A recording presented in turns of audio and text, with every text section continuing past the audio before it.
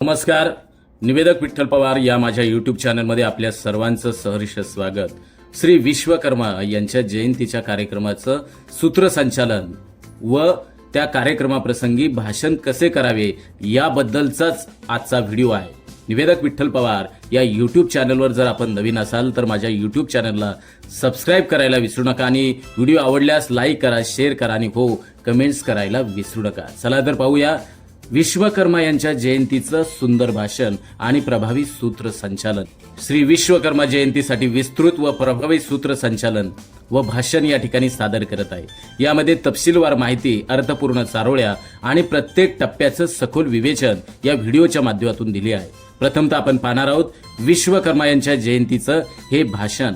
उपस्थित मान्यवर, आज आपण सर्वजण देव, शिल्पकार श्री विश्वकर्मा यांच्या जयंतीनिमित्त एकत्र आलो आहोत. श्री विश्वकर्मा हे निर्माण कलेचे देवता असून त्यांनी सृष्टीतील अनेक अद्भुत वास्तूंची निर्मिती केली आहे. त्यांच्या कुशलतेमुळेच स्वर्ग, द्वारका नगरी, पुष्पक विमान यासारख्या वास्तू अस्तित्वात आल्या. ते कर्मयोगी, शिल्पकलेचे जनक आणि कार्यतत्परतेचे प्रतीक होते. श्री विश्वकर्मा यांनी जगाला मेहनतीचे महत्त्व शिकवले आणि कर्माचा खरं तर धर्म आहे हे अधोरेखित करण्याचं काम केलं. आजच्या आधुनिक युगातही त्यांनी दिलेली शिकवण आपण सर्वांनी आत्मसात करायला हवी. त्यांच्या जयंतीच्या दिवशी आपण प्रत्येक आपल्या कलेमध्ये, आपल्या कर्मामध्ये आणि तंत्रज्ञानामध्ये प्रत्येकाने प्रगती साधण्याचा संकल्प या निमित्तानं करूया. श्री विश्वकर्मा यांना या जयंतीनिमित्त मानाचा मुजरा करून त्यांच्या कार्यास विनम्र अभिवादन, विनम्र अभिवादन. हे होतं भाषण. तसेच सूत्रसंचालनाच्या प्रसंगी ह्या भाषणाचं जर स्वरूप आपण सांगितलं तरी देखील चालेल. एक, स्वागत. सूत्रसंचालन.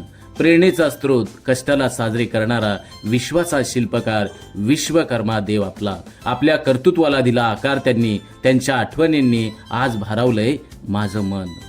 मान्यवर उपस्थितांप्रती सूत्रसंचालकानं असं बोलावं: आदरणीय अध्यक्ष, प्रमुख पाहुणे, शिक्षक, पालक आणि माझ्या प्रिय मित्रमैत्रिणींनो, आजचा दिवस आपल्या सर्वांसाठी विशेष आहे. कारण आपण साजरे करत आहोत एका अशा महान विभूतीची जयंती ज्यांनी आपल्याला कष्टाचं महत्त्व व प्रेरणा देण्याचं काम शिकवलं व ते त्यांनी केले. ते श्री विश्वकर्मा हे पहिले जगातील आद्य अभियंते होते आणि त्यांच्या कर्तृत्वाचा आदर्श आपल्या सर्वांच्या जीवनाला दिशा देण्याचं काम करतो. 2, अध्यक्ष निवडीच्या प्रसंगी सूत्रसंचालन. जिथे विचार असतात श्रेष्ठ तिथे निर्णय ठरतात योग्य. आपल्या अध्यक्षांनी दिलाय मार्ग, जगण्याला दिलंय अनोखं स्वरूप. त्याचं विवेचन असं या ठिकाणी सूत्रसंचालकानं करावं. आपल्या कार्यक्रमाचं संचालन यशस्वी करण्यासाठी योग्य नेतृत्व महत्वाचं असते. आपण आता अध्यक्षांची निवड करूया ज्यांच्या मार्गदर्शनानं हा कार्यक्रम अधिक प्रभावी बनेल. त्यांचे स्वागत एका सुंदर चारोळीनं या ठिकाणी करूया. शब्दांनाही अर्थ देते ती व्यक्ती, संधीला देते नवे दृष्टिकोन. अध्यक्ष होण्याचा मान मिळावा, त्यांच्या विचारांची आपण तो विचार धरून ठेवू आणि आपल्या मनात जपून ठेवू. 3, दीप प्रज्वलन. त्या प्रसंगी सूत्रसंचालन असं करावं: प्रकाश देतो अंधाराला नवी ओळख, दीपज्योतीने होते मनाला आनंदाचा स्पर्श. आज दीप प्रज्वलित करून करूया शुभारंभ. विश्वकर्मा प्रभूंना समर्पित करूया हा प्रेरणादायक दिवस. आणि या प्रसंगी सूत्रसंचालकानं असं बोलावं: संपूर्ण ब्रह्मांडाला उजेडाचा संदेश देणाऱ्या आपल्या परंपरेचं प्रतीक आहे दीप प्रज्वलन. दीप प्रज्वलनासाठी प्रमुख पाहुण्यांना आणि आदरणीय मान्यवरांना आमंत्रित करूया. या प्रसंगी ही चारोळी वापरावी. ज्ञानाचा तो प्रकाश मार्ग दाखवतो नवा, उजळू दे आज हा दिवस, प्रेरणेने मिळो नवा. 4, प्रास्ताविक. त्याचं सूत्रसंचालन. विश्वकर्मा प्रभूंचा जीवन प्रवास, त्यांचं कार्य होते खरेच खास. कर्मण्येवाधिकार असते मंत्र त्यांनी दिला, संपूर्ण मानव जातीला दिशा दिली खरी. त्याचं विवेचन अशा प्रसंगी निवेदकानं करावं: श्री विश्वकर्मा हे केवळ शिल्पकार नव्हते तर ते श्रमाला पूजनीय मानणारे होते. त्यांनी आपल्याला कर्म या तत्वज्ञानाचा संदेश दिला. त्यांच्याविषयी अधिक जाणून घेण्यासाठी प्रास्ताविकासाठी मान्यवरांना मी आमंत्रित करतो. आणि या प्रसंगी सूत्रसंचालकांनी चारोळी वापरावी. निर्माणाचा आदर्श दिला विश्वकर्मा देवानं, श्रम आणि साधनेने भरले त्यांच्या